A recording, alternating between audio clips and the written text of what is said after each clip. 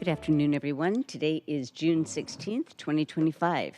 The Seattle City Council briefing meeting will come to order, and the time is 2:02. Will the clerk please call the roll? Councilmember Rivera? Aye. Councilmember Saka? Here. Councilmember Solomon? Councilmember Strauss? Yes. Councilmember Hollingsworth? Yes. Councilmember Kettle? Councilmember Rink? Present. And Council President Nelson? Present. 5 present. Thank you. Councilmember Moore and Councilmember Solomon are excused today. If there's no objection, the minutes of June 9th, 2025 will be adopted. Hearing no objection, the minutes are adopted, and Councilmember Kettle is now joining us. We have one proclamation, one presentation, and no executive session today. On tomorrow's City Council meeting agenda, there are 15 items on the IRC, the Introduction and Referral Calendar.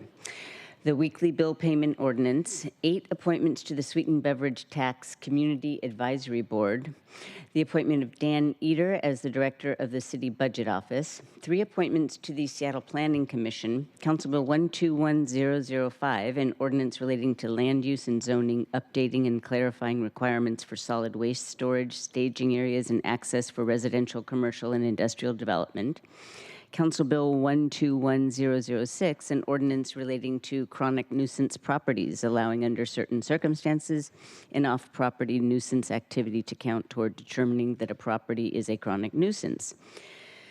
All right, so that's the IRC. The consent calendar includes the weekly bill payment ordinance and 3 items. Appointment 03168, which is the appointment of Ed King as a member of the Seattle Arts Commission. Appointment 03169, appointment of Kate Nagel Caraluso as a member of Seattle Arts Commission. And appointment 03170, reappointment of Vanessa Villalobos as member Seattle Arts Commission. And then finally, there are 7 pieces of legislation from committees. Council Bill 121001, which is an ordinance relating to city employment, authorizing the execution of a collective bargaining agreement between the City of Seattle and the International Association of Machinists and Aerospace Workers, District Lodge 160. The Select Committee on Families, Education, Preschool, and Promise Levy, which I don't need to read this really long title because we were just there last week. You know what I'm talking about. The Housing and Human Services Committee, Council Bill 121000, an ordinance relating to prohibiting algorithmic rent fixing and adding a new chapter to the SMC. In Parks and Public Utilities and Technology Committee, Council Bill 120997, an ordinance relating to current use taxation, approving an application for current use taxation of property located at 9666 51st Avenue South.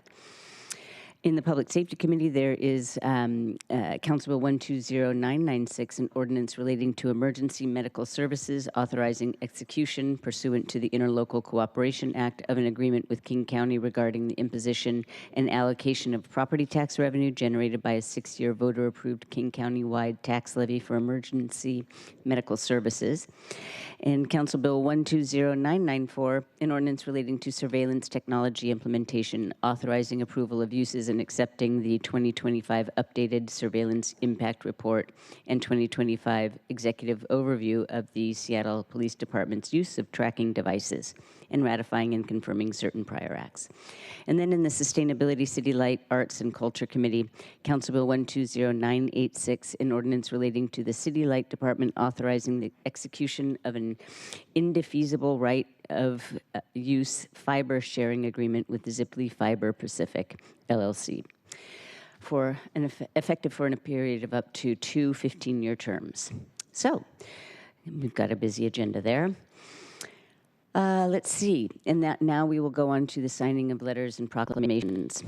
Councilmember Solomon has a proclamation recognizing June 19th, 2025 as a celebration of Juneteenth. However, Councilmember Solomon is not with us today, so I believe that it is Councilmember Saka that will be speaking to this proclamation on his behalf. And you are recognized to speak. All right. Thank you, Madam Council President and colleagues. First off, I want to thank Councilmember Solomon for bringing this forward.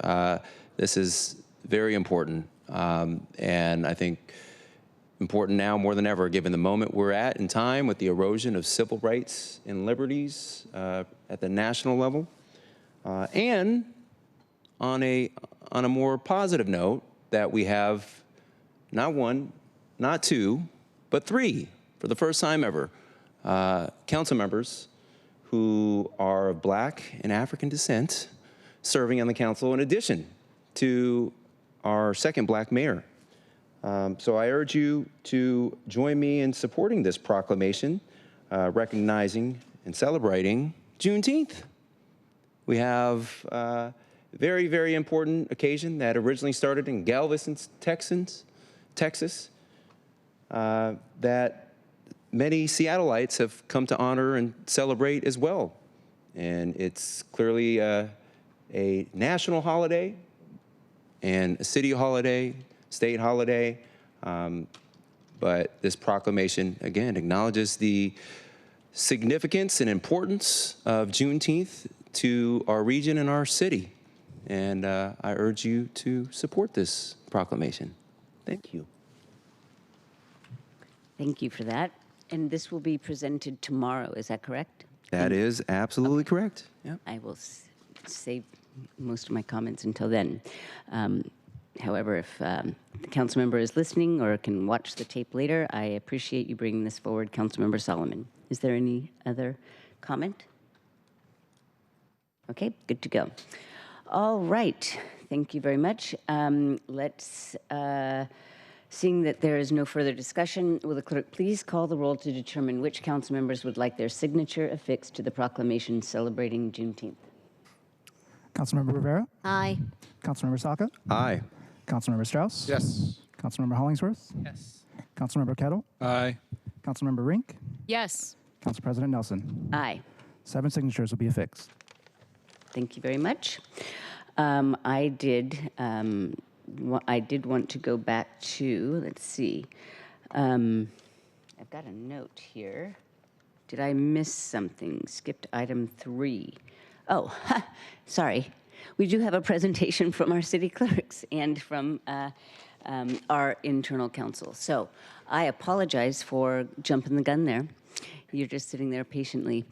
We do have a presentation on how we're going to go forward with our vacancy filling process. So I apologize for jumping ahead, and I will ask you please to introduce yourselves, and then we can just go ahead right into the presentation. Sounds great. Thank you. My name is Shireen Dedman. I am the Seattle City Clerk. And I'm Lauren Henry, your legislative legal counsel. And Lauren's going to kick things off. Sure thing. Oh, is it not shared yet? No, it's not shared. Oh, sir. Okay. While we're getting the PowerPoint that we attached to the agenda shared for each of you to see, yes, we are here because a vacancy was initiated when Councilmember Kathy Moore of District 5 announced that she would resign her position. Her last day is July 7th of this year, creating a vacancy that opens beginning July 8th. What we wanted to do is to lay out in a little more detail than I think we did last time the charter requirements for how to conduct a vacancy appointment process, and then our own Seattle Municipal Code, which lays out the procedure for special meetings and consideration of vacancy applicants. So we'll go into that, and then I'll turn it over to Shireen to discuss specifically how events will unfold just prior to and then through our 20-day vacancy period. So kicking things off, public information will be available at the council vacancy webpage, just as it was the last few times that we have conducted a vacancy process.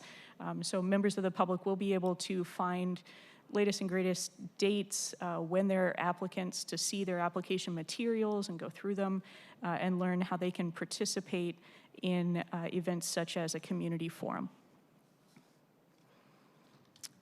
I'll start first with, under our Seattle City Charter, who qualifies. for City Council office. There are two different charter provisions. The first is Article 19, Section 2, and then Article 4, Section 2, and both relate to who is eligible to serve in elective office, and those who are appointed to office must bear the same qualifications as if they were elected into the position. So as you can see in the slide, we have 6 criteria that must be present in order for someone to fill this District 5 vacancy when it opens on July the 8th. First, that the individual must be a citizen of the United States. Second, they must be a qualified elector of the state of Washington. Third, a registered voter of the city of Seattle. Fourth, able to read and write the English language. And fifth, a registered voter and a citizen of the city of Seattle from at least 120 days prior to filing a declaration of candidacy. And sixth, a resident of the district represented, so in this case, District 5, for at least 120 days prior to filing the declaration of candidacy. I just want to step in here to clarify that we do partner with King County Elections in order to determine this residency. So it is very important that people check to make sure that they are active registered voters. If you are an inactive registered voter, it very much implies that you may no longer live in the city of Seattle. So part of that verification is we use active registration to confirm that you are a resident currently of the city of Seattle.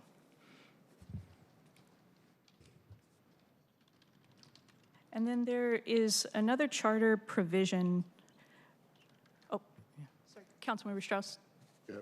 Councilmember Strauss. May I? Sorry, I can't figure zoom out in this in real life world that we live in. I'm gonna just ask some basic questions. I'm pretty sure I know the answer to them, but just to play this out a little bit more. When you say active registered voter, can you share a little bit more about that? Does that mean if somebody is registered to vote and they just haven't for 4 years for some unknown reason, what do you mean by actively registered voter? So with King County Elections, that there will be you can be registered, but you can also, you're active or you are inactive. So active does mean that nothing in their system has withdrawn, like shown you as inactive. Sorry, I don't want to speak on behalf of King County Elections, but in my experience as a registrar, reasons why you would become an inactive registered voter would be that you, the office has received mail that implied that you moved, and so you have been inactivated because they no longer know that you are registered at that address, or you may no longer live in Seattle. Voting, a lack of voting is the reason for a voter to be inactivated. So that's not a reason, but it is very crucial that if you are considering running for, or submitting an application, that you just have that checked, because some people are unaware that they have become inactivated as registered voters. But without speaking on behalf of King County Elections. This was just my plug for all voters, active or inactive, to check to see what their registration level is at the county. Other question here, the statement that a person must be a resident 120 days before their candidacy, or in this case, submitting an application. Is that the same, but are we swapping those two phrases in for each other? That's right. And so 120 days from the time in which you submitted your application. So if a council member had given 140 days notice that they were going to vacate a position, somebody could move into that area, secure their address, and then that resignation date, though, isn't going to change out in the future. In the case that's before us today, essentially somebody will be submitting an application on, I'm guessing you're going to get into the calendar, but like July 10th-ish, approximately.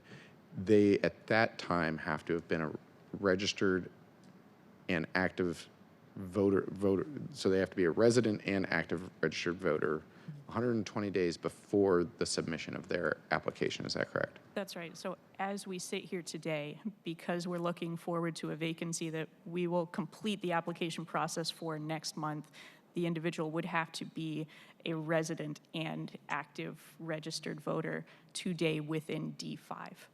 Thank you. Thank you, Council President.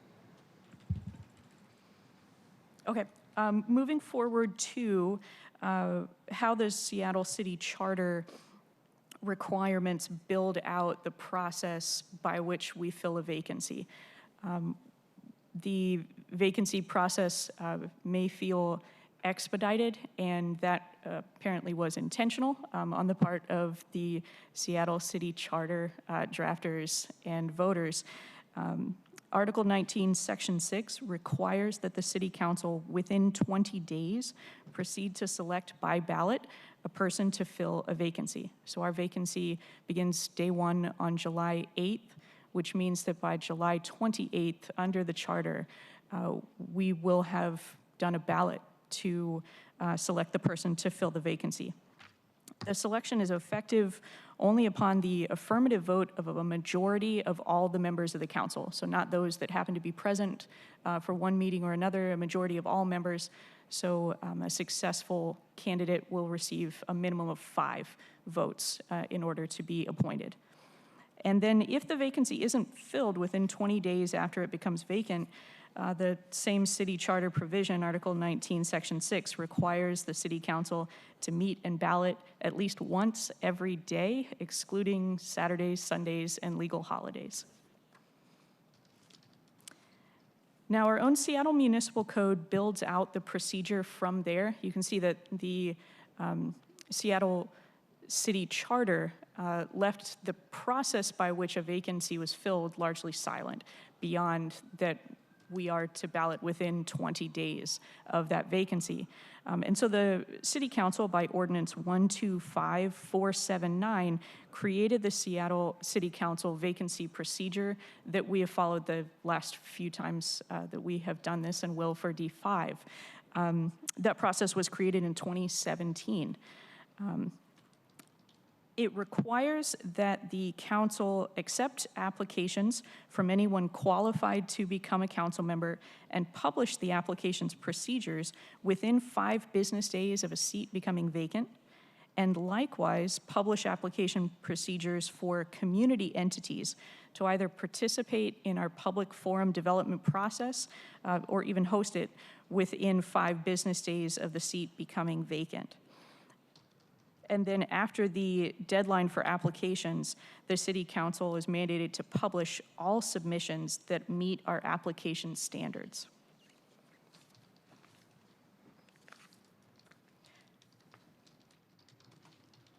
I'll speak a little bit to the idea of a public forum that's also required under SMC 3.93010. The code requires that the council develop a public forum for interviewing applicants. The council is to consult with community entities if they make any submissions and are selected, and those community entities are authorized to inform 3 crucial components of a public forum. Those are the forum structure, the questions that will be asked to candidates, and the accessibility considerations of the forum. And then after the public forum, the council must meet to consider the applications and hold at least one meeting in which applications have been made public and received public comment regarding the vacancy. At that meeting, the candidates who participated in the forum may address the council. And then critically, only applicants who have both participated in the public forum and addressed the council may be eligible to be appointed. So if someone has submitted an application but does not attend and participate in the public forum or their opportunity to address the council and be interviewed, they are therefore ineligible to be appointed. I'll turn it over to our city clerk to discuss the details of this particular vacancy. Thank you. And so, being that we were given ample notice, the applications will begin to be received starting Wednesday, July 2nd at 8 a.m. Applications will be accepted via email to councilvacancy@seattle.gov. Process and procedures for the previous 2 vacancies. The deadline to submit applications is before 5 p.m. Pacific Standard Time on Wednesday, July 9th, 2025. And the reason why it's stated as such is that if we receive the application with a timestamp of 5 p.m., it is not considered timely. Applications must include completed, the completed versions of a cover letter, a resume, and the financial interest statement form that will be available on the website.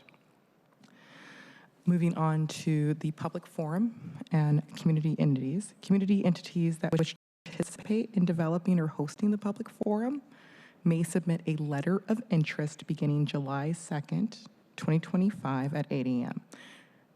It's going to use the same process as the applications from candidates for the vacant position. So you would submit it to the council vacancy email address, and the deadline to submit is before 5 p.m. Pacific Standard Time on July 9th, 2025. We will have a separate form for community entities that want to share their general feedback about the public forum. Again, starting on July 2nd at 8 a.m., going to July 9th before 5 p.m. if they want to provide their recommendations for the forum structure, the questions that they would like to see posed to the candidates, or any accessibility considerations. Any interested entities who have questions about it, because maybe they're interested but they're not sure what it entails, please feel free to reach out to me. And then moving on to the meetings that council can anticipate. And you'll see a little more detail in the following slide. But there are 2 special meeting dates blocked off for the following the forum. And there's the July 22nd, where the public comment can be accepted, and there will be applicant interviews. Just a brief reminder of what that process looked like. Each candidate was given some time to speak to address council, and then council members were given time to ask questions in whichever way they deemed appropriate to the candidates. And that will be July 22nd. And then on July 28th, which is the conclusion of the 20-day charter appointment process, that will be your discussion and your vote. So as a reminder, successful candidates will need 5 votes to get the majority. And going into the proposed calendar of events, without going into too many details, well, I guess I can kind of list it. We do have the vacancy was announced. We have the process initiates on the 8th, the day after the vacancy is official, or shall we say Councilmember Moore's resignation is complete. The applications will open on July 2nd. They will close on the 9th. We, in the Office of the City Clerk, are charged with processing the applications and redacting, personal information to make them appropriate to be published and provided to council members. So we are hoping to complete that process within 2 days. Keep in mind that as we partner with King County Elections, we do have to rely on them to provide the information of who qualifies. So there is a delay for that. So after that, council members will be provided with the applications, and then you have a couple of days to be able to review them. And then there's an executive session on the 15th of July to sort of discuss the process. Yes. Did you have a question? Please wait till we're completely done with the process. Yes, okay, sorry. And then we have the special meeting. There will be a meeting on the 17th of Tuesday. Right, there's a council meeting where we get to name the finalist, and then the community forum is anticipated to be on the 21st, with the special meeting, as discussed previously, to receive public comment, to interview the applicants, and then the 28th to name the appointed council member. So with that information, are there any questions? So I would note that this is round 3, so I am feeling that we're fairly well prepared for this process. And just to, one thing that you said, I don't want, you said that the process begins on the 8th. It actually, the opening for applications begins prior to that because we're allowed to open up the application process up to 5 days in advance of day one of the 20-day countdown. Yes, thank you for clarifying. I should say the 20-day calendar is what starts on the 8th. But yes, the process will begin on the, well, it's technically beginning for us now, right? Right, yeah. But yes, it will begin for the public on the 2nd. And I have not checked the website today. When will all of this information be on our website? We are working on it. So our wonderful comms team is who creates that copy. And I know I just received an email to look over Okay. it, so it'll be soon. Got it. Councilmember Rink. Thank you, Council President, and thank you for the presentation. I know this will be my second appointment process now, so hopefully we don't become Seasoned pros pro. at this. A couple quick questions. First of all, does the city charter in any way allow us or prevent us from using ranked choice voting as a body? No, it's silent to that fact. It only requires a ballot, which we've interpreted to just mean a vote of each council member registering their vote in order to determine if we do have a simple majority to have an appointment. Okay, interesting. Something interesting for us to explore as a body. And as a point of curiosity, would this be the first time that Seattle City Council has had 2 appointees serving on council concurrently? I'm sorry, can you repeat the question? Would this be the first time that Seattle City Council has had 2 appointees serving on the body concurrently? Oh, we'll have to get back to you. Our wonderful archives team is great at finding that information out. Fabulous. We'd love to find out from them. Certainly, we know these are unprecedented times, just trying to figure out how unprecedented. Thank you. Thank you. Thank you, Council President. Okay. Are there any further questions? All right. Thank you very much for this information. And we'll keep the public posted when the information is more available and when they can download the financial interest forms. Absolutely. Thank you. Thank you. Okay.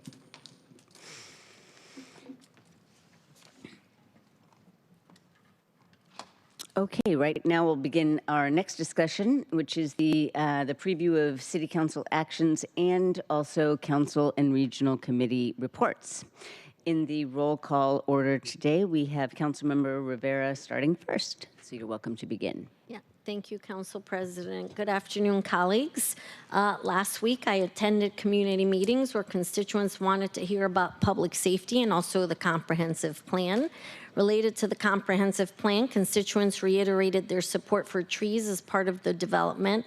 And as I have said, we can have both. Both are needed. We need more housing and we need more tree canopy as we address our climate goals. So looking forward to continuing the conversation about comprehensive plan and how we can support both.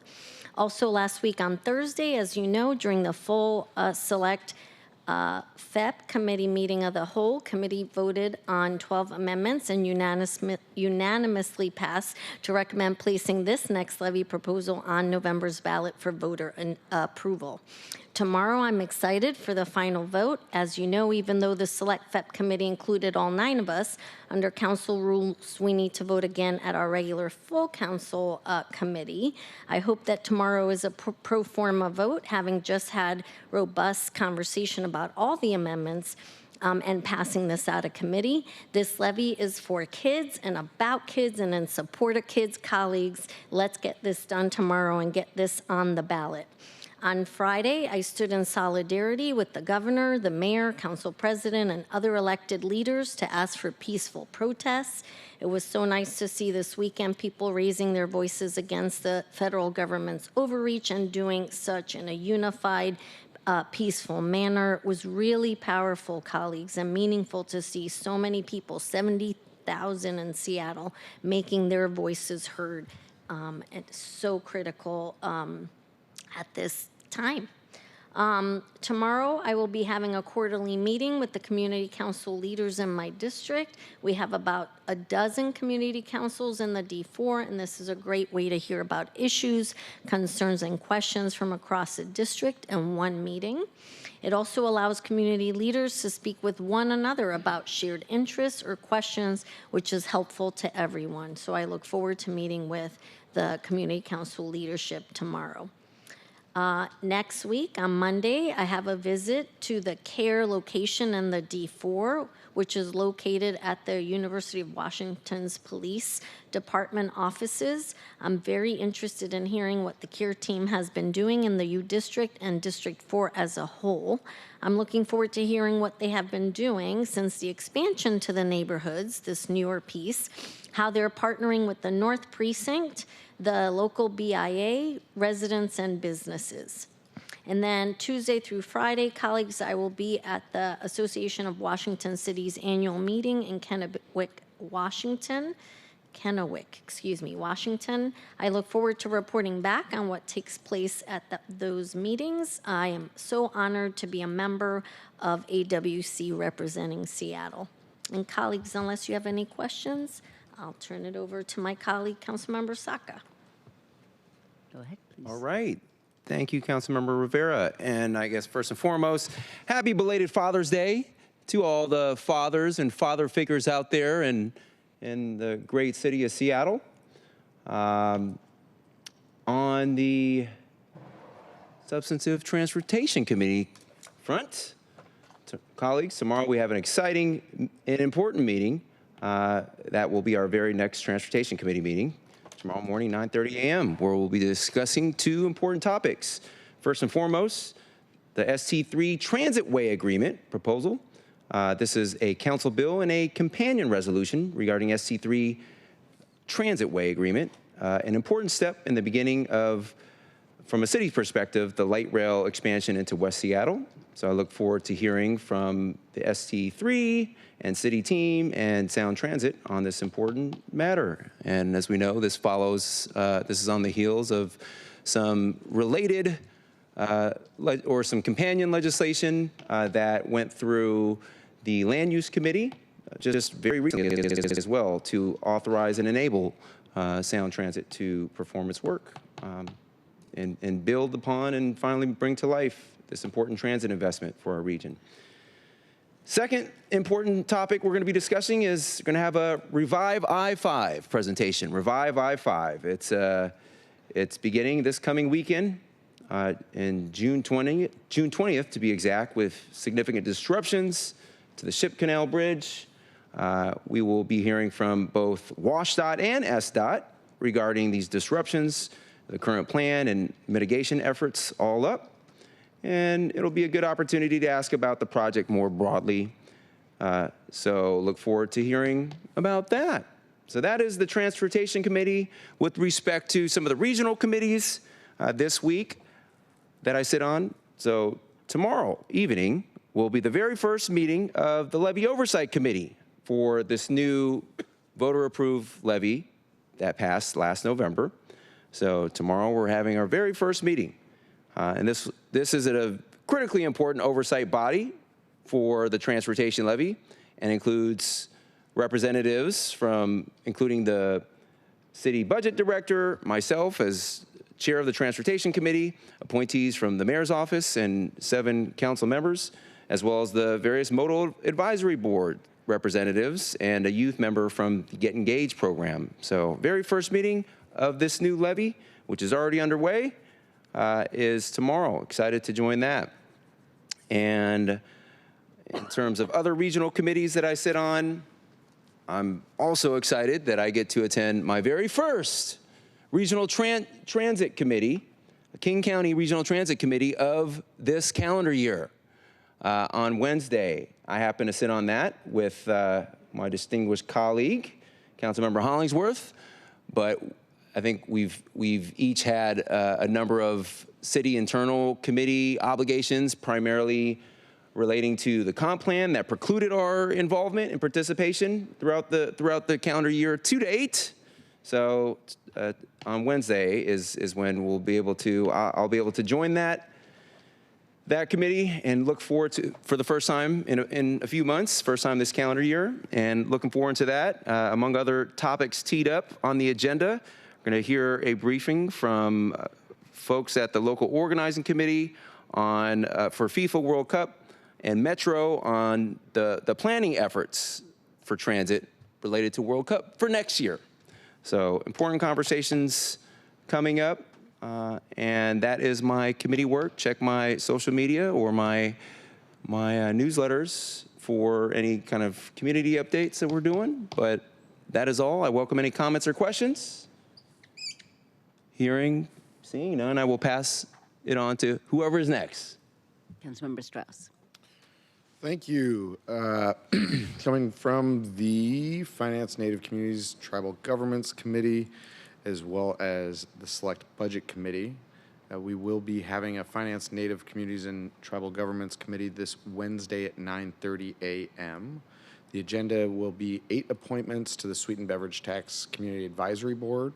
We will also have 3 items on the agenda scheduled for briefing and discussion, not for votes. We will have first the appointment of Dan Eder as Permanent Director of the City Budget Office. Thank you for sending in your written questions last week. They've already been sent to Interim Director. For this agenda item, we plan to briefly introduce the appointment. If you have a quick question or two, that's fine to get it on the record. We are saving the time for a deeper discussion and question and answer during our committee meeting on July 2nd, where we will have at that point received the written responses to our written questions.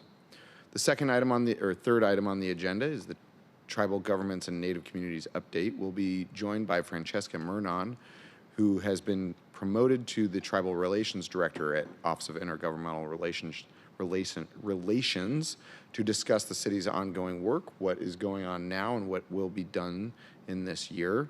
We will also be joined by Lydia Talia, sorry about that, who is organizing the city's Indigenous Advisory Council as we are working to fill the position that was recently vacated by Francesca Murnon. We have an item for information, an informational item for briefing, which is the Seattle Social Housing Developer Loan. We will be having the first of 2 meetings regarding this legislation. As we know, voters approved Initiative 137 last year, creating a revenue source for the Seattle Social Housing Developer. The developer won't be able to start collecting money until next year. To ensure they're able to hit the ground running next year, the mayor's office, the social housing developer, and ourselves have been working on a bridge loan. This loan will be paid back in full once they begin collecting revenue from the new tax. The reason that this is an informational item is because the final agreement is being transmitted this week. I asked to hold the legislation until that agreement was finalized, which it is now finalized. To ensure we do not create unnecessary delay, we're using this moment as part of our 2 meetings rule as an informational item so that we don't create unnecessary delay by waiting another 2 weeks. So we will be discussing the legislation, and we plan to vote on this legislation on the July 2nd meeting. Tomorrow, or on Wednesday, will be our first time in committee.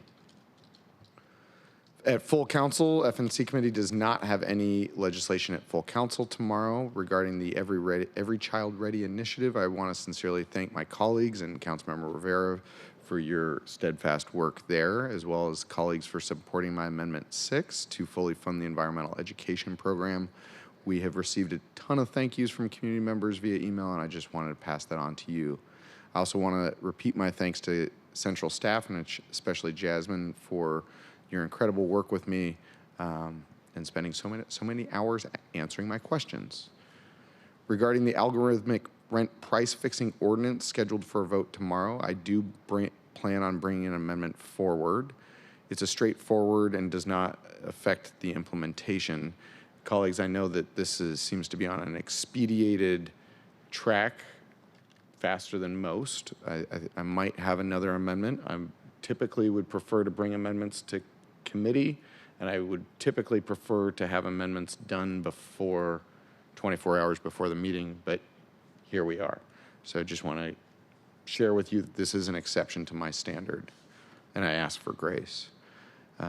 The amendment that I have prepared and have sent out today requests that the Seattle Department of Construction and Inspection communicate with landlords about the change in law. Then it requests SDCI to return to City Council to discuss discuss that outreach and report on options for SDCI to help educate and enforce legislation better moving forward.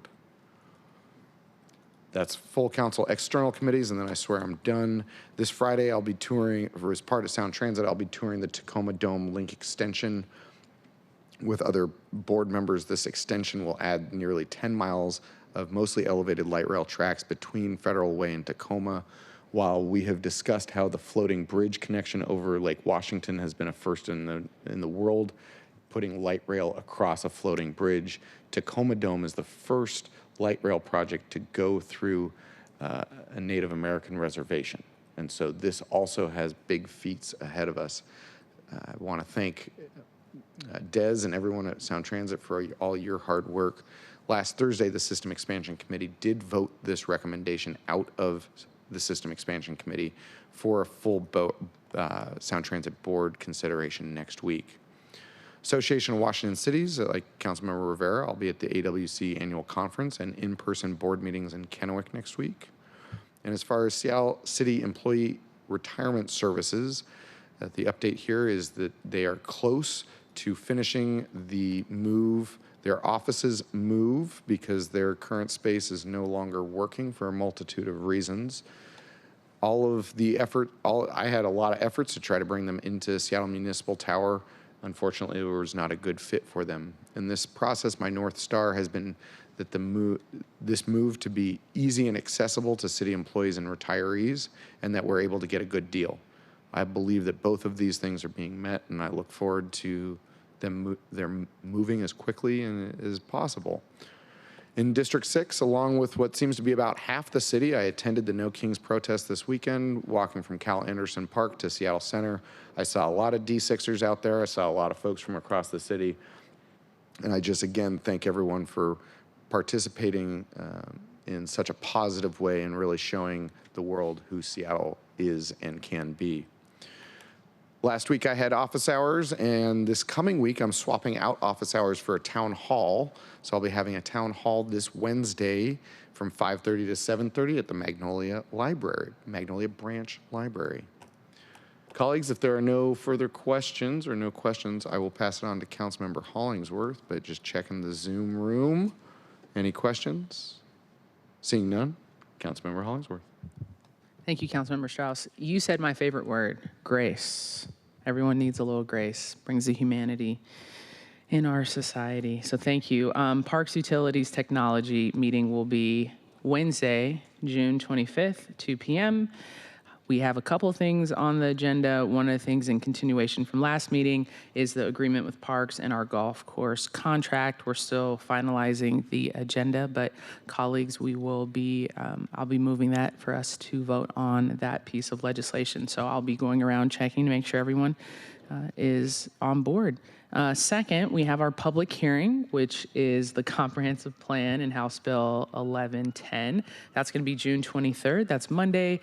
Quick reminder, all those details have been posted virtual. It's going to start at 9:30 a.m. and we'll start our in-person at 3 p.m. and we'll be here as long as it takes so we can make sure that we are hearing everyone who would like to give input. So that information is posted and we'll be blasting it out to make sure that people can be able to have two different options, the virtual part and then the in-person part. And we split it up like that so we can have more access, and then also council members, so we can also be attentive, connected, listening, and making sure that we are showing up as our best selves during this process. And it's logistically, we're navigating certain things and we're trying new things. So hopefully just send us your feedback regarding how that process has been working or improvements that we can make. Next, the Metropolitan Seattle Park District meeting will be Tuesday, June 24th. This is a reminder. These are once a quarter. We did not have one in quarter one of this year, but this is our first meeting of quarter two, and that is June 24th, and that is at off the top of my head. I apologize. I believe at 4 p.m., colleagues. So that we all sit on that committee, and thank you all for navigating that with us as well.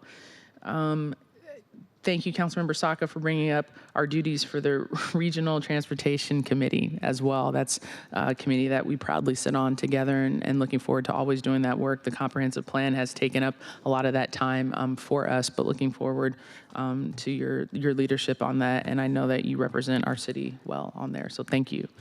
Also, and I don't have much, as other council members said, we have social media, we have newsletters for in community, but one thing I wanted to highlight, there's actually two things. The first thing, thanking all the council members for your support, and the previous council members on the Garfield Super Block, and the Budget Chair Strauss for including that in your package. It was a really phenomenal time to see the ceremonial groundbreaking, and then all the different branches of government there who had a stake in it, from King County to our state leadership to our federal leadership as well, and the city, to be able to transform this park in the Central District to ensure that our kids, which is right, it's right connected to Garfield High School, and also the center ground of Nova and Washington middle school kids go there, and Meany School. I mean, all these different schools use this park. And so to be able to have that opportunity, and to see the collective governments all work together just gave me a little hope. And it was just nice to have something to celebrate. So that was cool. The second thing I wanted to highlight, and I know that we've gotten a ton of, thank you. I put this out on social media. Thank you to all the phenomenal patriots this weekend who exercised their First Amendment right to show that our democracy is alive and well in our country, and also that we are the living and breathing word of the Constitution. And so that was really great to see all of our phenomenal patriots out there this weekend at Cal Anderson, showing what America can be and should be and will be. Last but not least, we've gotten a ton of emails, and I've been voicing my concern about this for the last year and a half, but we have a grocery store closing in our district. Unfortunately, Whole Foods is closing. It's the second grocery store, colleagues, that we've lost in the last year in my district. And I've screamed this to the top of my lungs, and I'll continue to scream it, that we have to start treating grocery stores in our city of Seattle at a different level standard. They are food access points. They are points where people receive their medication, pick up prescriptions, where they are able to go get fresh food and produce and be able to have food access. And so while I'm incredibly disappointed by us losing a store in our district, I also want to make sure that we continue to protect the other ones that we have in our district. And the two grocery stores on Broadway are struggling tremendously. And I've heard that for the last year and a half. I've tried everything that I can, and I will continue to figure out and push on different departments and King County leadership and everyone in our city to figure out how we protect these food access points, because I cannot lose another grocery store in my district, because this offers people a lifeline to food and to access and to health and to grocery stores. So I'll continue to push on that. But the two grocery stores in our district that are on Broadway, people know who they are. People can go there right now and see what is struggling right now in those districts, and what we are pushing on these grocery stores to handle what we as a city are failing to deliver on, which is safety, and also ensuring that people that are on fentanyl or have some type of mental health, they're struggling with mental health in a crisis, that we have working solutions for folks. Because right now, these grocery stores they're struggling. So I don't want to be on my soapbox, but I had to say that because we are not happy with what's going on right now in our district, and the type of solutions that are not working right now. Okay, so with that, I will pass it off to Councilmember Kettle. Thank you, Councilmember Hollingsworth. I was going to start with picking up where you left off, I just wanted to note this is a very important topic, and it's not equitable in the sense that, we do have our challenges in downtown in D7, but just off the top of my head, on the northern part of District 7, where I reside, I can easily get, and some of this is walkable, some of this is with a very short drive, 2 Safeways, 2 Trader Joe's, 2 QFCs, 2 Met Markets. There's a PSC. Some of these are just over the border into D6. PSC, one's coming back for downtown, but downtown still struggles. So within a quick note, I have a lot of options personally, and the people who live in this area of District 7, the northern part. And it just highlights the contrast, and it just emphasizes the point that you're making. And I think that's something that we should be considering and be mindful of, particularly too, because the pharmacy piece is very important, particularly when we're losing Bartell's, and there's reasons for that, but then Rite Aid, this hurts our communities. And it's particularly as for those that are elderly and the like, it becomes a big problem. So I just wanted to second that point, and because this has come up before, and the contrast, I guess I wanted to raise the contrast more than anything else, and I think it's important for us to highlight that point, because it just makes the loss seem, it just magnifies the impact and what you're speaking to. Now transition, as I always do, starting off with public safety. Our next public safety committee meeting will be next week, a week tomorrow. We'll have Chief of Police confirmation, second meeting, and vote out of committee. Thank you for all those who passed questions for Chief Barnes, and also for the responses, and then the conversations and the follow-ups that we can have next week. And I look forward to having as I look down the dais, my vice chief to be there for next week's meeting. We did ask a lot of questions in your absence, but so I think we had it well covered, but we look forward to your participation next week.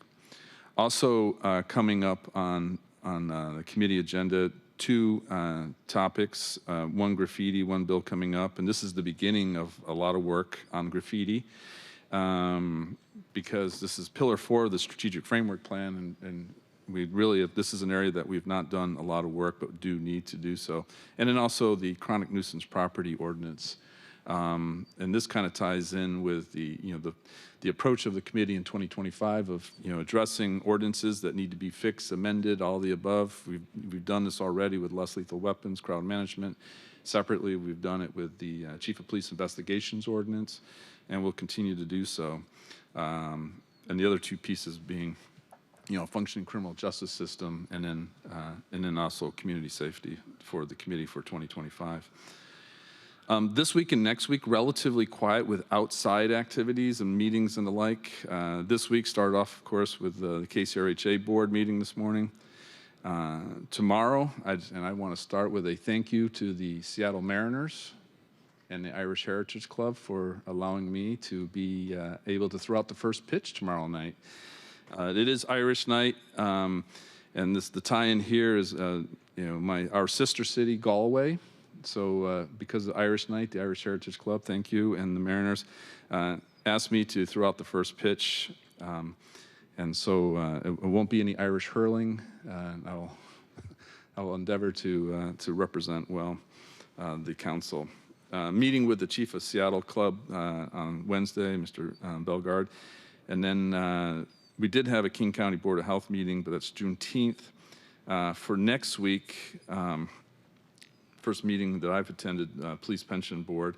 And then on Thursday, it's a big day for Memorial Stadium. There's going to be a groundbreaking in the morning for the Memorial Stadium project, and followed later with a lights out open house and preview of the new Memorial Stadium.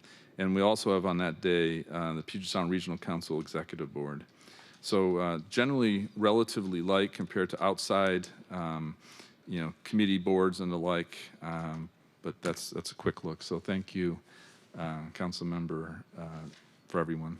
Any questions? Are you nervous about throwing the first pitch? That's I did a week ago. I did injure my arm, my elbow. okay. Trying to get the air Operation conditioning lowering sorted expectations. getting my air conditioning up and running in my house. Yeah, don't expect much. Right. Keep it simple. Yes, all the above. Normally I would pass to Councilmember Rink. Councilmember Rink. Thanks, Councilmember Kettle, and best of luck. Colleagues, this upcoming Friday, June 20th, the Select Committee on Federal Administration and Policy Changes will actually convene jointly with King County Council for an update on how the Trump administration's policies are impacting our regional economy. We will be meeting in King County Council chambers with a hybrid option as well. It will be a fun change of pace to be in a different location, I think. And I want to thank King County Councilmember Claudia Balducci and her staff for all the coordination work done with our office to make this meeting happen. It is critical we as a region are prepared and coordinated for the uncharted months and years ahead. And speaking of regional matters, last week the Regional Policy Committee met where we discussed the EMS levy, but also received a briefing on regional organics management. This briefing came at my request, given some of the source separation issues that have come up in violations of Seattle Municipal Code related to local vendors. This is a regional issue, and I look forward to working with King County as well as our neighboring 38 cities on this matter. And on Saturday, I gave the graduation commencement speech for the University of Washington's Community Environment and Planning program. I was so honored to be invited and to be able to speak to our future colleagues in urban planning and city leadership, and left truly inspired by their desire to make our cities places where everyone can thrive. Maybe some of those graduates will help the city get through our next comp plan update. I know some of those graduates are actually currently interning at SDOT. So these are our future colleagues, folks, which is just really exciting. And in this tumultuous time, it's important that we find spaces for joy and to take time to celebrate. So congratulations, class of 2025, and go Dogs. And on Saturday morning, I joined the over 70,000, I believe the most recent estimate is 70,000 people, our neighbors at the Seattle No Kings demonstration in Cal Anderson to protest against the aggressive attempts of the federal government overreach that we have seen since January. And at this time, it's projected by Axios that over 1,900 protests were held in 1,800 cities and towns across all 50 states, commonwealths, and territories, with an estimated 5 million people in attendance globally, which is really incredible. I know there were some global demonstrations as well. Pardon me. While it is heartening to see so many community members come together peacefully against intentionally cruel mass deportation efforts, I wanted to call attention to incidents just across the city line in Tukwila on both Saturday and Sunday. An ICE special response team in Tukwila PD used less lethal weapons, including tear gas, flashbangs, and pepper balls on a crowd of about 150 people standing in solidarity with asylum seekers who were called to a surprise intensive supervision appearance. These surprise DHS messages appeared on Friday, telling asylum seekers to show up to the Homeland Security building in Tukwila between 8 a.m. and 4 p.m. on Saturday or Sunday. Typically, these hearings are conducted in the work week, and according to many immigration attorneys, this is highly unusual protocol. All of the people summoned were documented asylum seekers, and while reports differ at this time, it seems as though at least 2 people were detained and sent to the Northwest Detention Center in Tacoma. One of those individuals, a father who had been detained just a day before Father's Day, which is particularly heartbreaking. And this comes after an intense week of protests going on and ongoing demonstrations here at our own Seattle Federal Building here in downtown. Additionally, I want to acknowledge the political violence and the assassination that happened over the weekend in Minnesota. Former Democratic Speaker of the House, Melissa Hortman, and her husband, Mark, were assassinated in front of their home, while Democratic State Senator John Hoffman and his wife, Yvette, were also gunned down in their home in the early hours of Saturday morning by the same gunman who had a list of other targets, including Minnesota Governor Tim Walz, U.S. Senator Tina Smith, and Congresswoman Ilhan Omar. It should also be noted that the assassin was impersonating a uniformed police officer, including having a marked vehicle.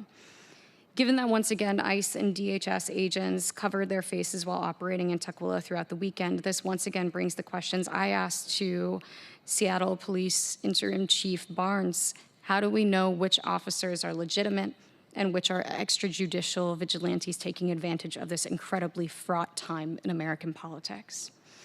The assassin was apprehended by law enforcement early this Saturday, and my heart goes out to the people of Minnesota, and I wish Senator Hoffman and Yvette a speedy recovery. And to close out, colleagues, as a member of this body, I will continue to ask the hard questions and do whatever I can to make Seattle a safer place for everyone. Thank you. Councilmember Rink, you likely said it, but I didn't catch it. Did you mention the topics that we'll be covering on Friday's meeting? Can you remind me? No, I did not say it. Thank you for covering okay. that element. Or if you just let me know when, yeah. you can tell me offline. No, happy to speak to that matter. You know, we are broadly covering impacts to the regional economy, so we'll have panelists including revenue and forecasting offices from King County, as well as our own revenue forecasting office. We'll have folks representing tourism and labor and economy, so partners from the port, MLK Labor, Building Trades Council. And so I know our agenda will be going out shortly, including that full list if it's not already up. But those are some of the topics that we're covering. Thank you. Thank you. Okay, I think it's my turn now. Okay, so there's nothing from the Governance, Accountability, and Economic Development Committee on tomorrow's full council agenda, and our next meeting is on Thursday, June 26th at 2 p.m. And more details are forthcoming, but we'll be focusing on the importance of brick and mortar retail downtown with a roundtable discussion at that meeting. At our last meeting last week, we did pass Council Bill 120992 out of committee, which is an ordinance granting Downtown Seattle Association permission to install, maintain, and operate interactive media kiosks in public spaces located in the Metropolitan Improvement District. And so that is not on tomorrow's agenda. That will be a week from tomorrow. So just that, and I do believe that passed out of committee. I think it was 4-0. I can't remember the vote, but it was strong, and it's coming up on the full council, but not tomorrow. So let's see. I'll just join the chorus of my colleagues and say that I also attended the March gathering protest at Cal Anderson Park, the No Kings protest, and I was as well. Proud of our city for coming together to show up and also speak out and march peacefully all together, 70,000 plus people. And so I just have to say it can be done, and we'll do it again. And it's always great to remind ourselves that that many people can come together and have no incidents. And I do have to praise the event organizers for a very well organized event. All right, let's see. Tonight I'll be attending the Know Your Rights Forum hosted by the Labor Standards Advisory Commission and the Domestic Worker Standards Board, where workers and business owners and employers of all sorts will come together to discuss their experience navigating local, state, and federal labor standards.